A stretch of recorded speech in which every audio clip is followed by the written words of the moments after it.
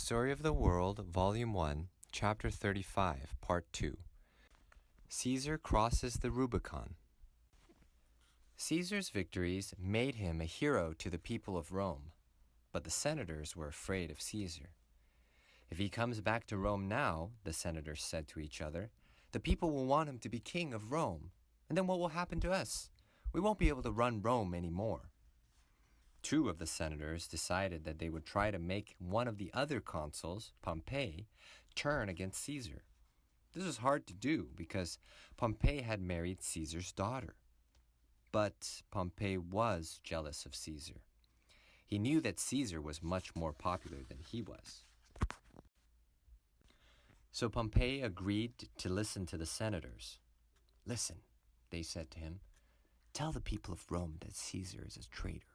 Tell them that he isn't loyal to Rome. Take away Caesar's position of consul before he gets back to Rome.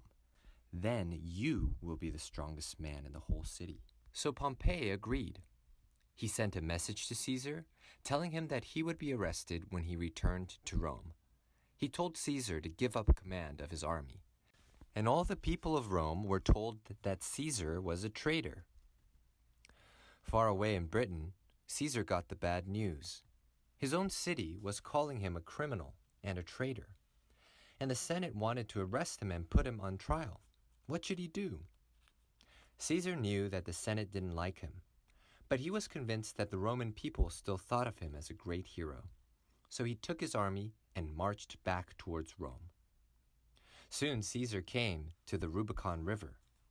The Rubicon was the border of Roman land.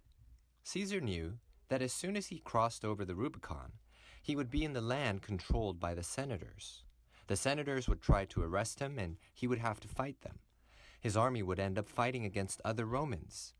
If he crossed over the Rubicon, he would start a civil war, a war that a country fights against itself. Should he do it? He stood at the river for a long time, staring at the bridge. "Even yet," he said to the captain of his army, "we may turn back. But once we cross that little bridge, we will have to settle this with our swords." Finally, Caesar drew his sword and stepped onto the bridge. "My enemies have forced me to do this," he announced. "We will march into Rome. Let the die be cast." He crossed the Rubicon on January 10th, 49 BC. His army followed him towards Rome. Back in Rome, Pompey and the senators were trying to raise an army of their own, but no one wanted to fight against Caesar's soldiers. After all, Caesar's army had spent years fighting in foreign countries. They were tough, strong, and loyal to their leader. When Caesar and his army came in sight of Rome, all of Pompey's soldiers ran away. And before Caesar could enter the city, Pompey fled as well. Caesar marched triumphantly into Rome. No one dared to arrest him. Now the Senate had to admit that Caesar was too powerful to drive away. Caesar wasn't king yet, but he was the strongest man in Rome.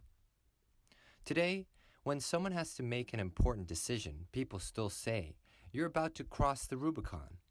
Crossing the Rubicon means that you're about to do something that you can't undo.